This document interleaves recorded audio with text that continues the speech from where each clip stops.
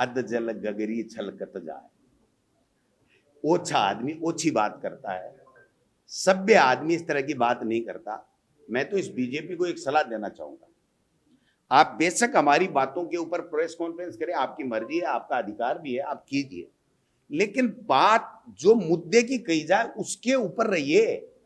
उसको टरकाने से समस्या का समाधान नहीं होगा और आप बच नहीं पाओगे। जो अशोक गहलोत जी ने सवाल किया, उस सवाल के ऊपर जवाब देना चाहिए और उनको ये क्लियर करना चाहिए कि हमारे कोई भी मंत्री या मुख्यमंत्री का बेटा किसी भी इस तरह की गलत गतिविधियों में शामिल नहीं है, इतना सा कहना था उनको। और अगर कोई आपके संज्ञान में आए तो अशोक गहलोत साहब, आप हमारे सीनियर हैं, 3 बार के मुख्यमंत्री हैं, आप हमें बताइए, आपके पास कोई फीडबैक है तो हम उसको ठीक करेंगे। ये तो होता है अच्छी बात और अच्छा जवाब। और ये करना, उनका बेटा हार गया, ये हार गया। ये मुख्यमंत्री जी 5000 वोट आए थे इनके, इतने बड़े जो पहलवान है ना, 5000 ही वोट आए थे, एमएलए का चुनाव लड़ा था, और भरतपुर से लड़ते तो वही 5000 फिर आते।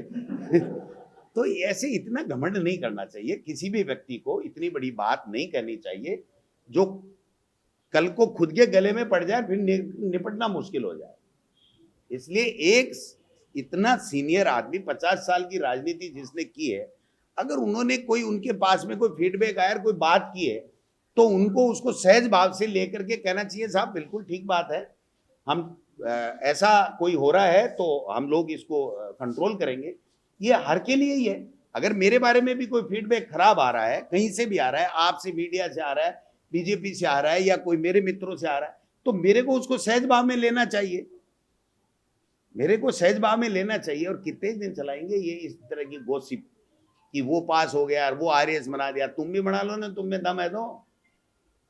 पढ़ते हैं ना वो पास होते हैं, और तीतर मारते हैं ना वो एक टाइम का बस गोश्त ही पका सकते हैं, इसके अलावा कुछ नहीं कर सकते, है ना। और कितने के ये दूध के दूल्हे में, सबका कच्चा चिट्ठा सबके पास में है।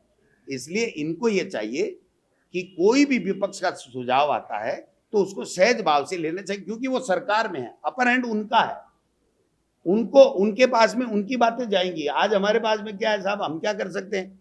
हम तो यही कह सकते हैं कि तुम्हारे पास हमारे लिए कोई गलत फीडबैक है, कोई गड़बड़ की बात है, कोई बेईमानी की बात है, कोई भ्रष्टाचार की बात है, तो आप स्वतंत्र हो, आप जांच कराओ और उसके ऊपर दूध का दूध, पानी का पानी जनता के सामने रखो। यही तो बात होती है। 2.5 साल से बकवास के अलावा क्या कर रहे हैं ये बता दो आप। और इनके चिट्ठे खुलेंगे ना, ये खड़े नहीं मिलेंगे यहाँ। ये जो गलतफहमी है ना इनको कि हम तो हैं हरीशचंद्र, बाकी सारे के सारे महाचोर हैं, गलतफहमी है इनके।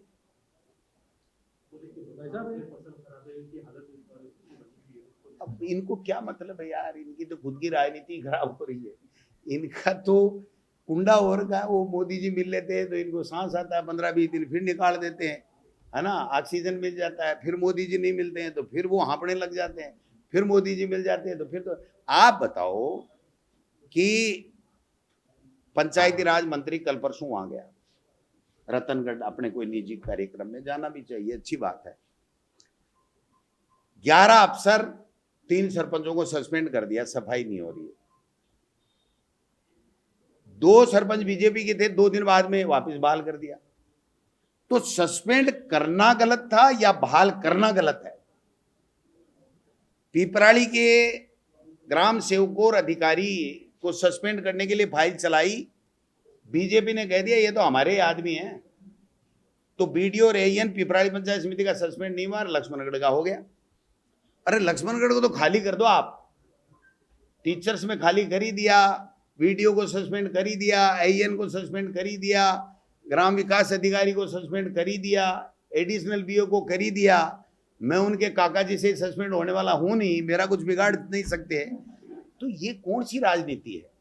आप लोग समीक्षा कीजिए कि कहां कितना बजट किसके लिए मिला और किसने सदुपयोग किया कि नहीं किया, इसकी समीक्षा स्टेट लेवल की जिले वाइज होनी चाहिए कि नहीं होनी चाहिए। ये कोई बात होता है कि जा रहे थे, बरसात में पानी मिल गया, थोड़ा सा भरा हुआ तो सस्पेंड कर दिया। सिविल लाइंस में क्या भरता है इनके? मैं क्या क्या बोलूं तो यार ज्यादा नहीं। हाँ हाँ, ये कचरा तो दिमाग का तो साफ करो, अपने खुद के दिमाग का तो साफ करो, फिर प्रदेश का कचरे की बात करो।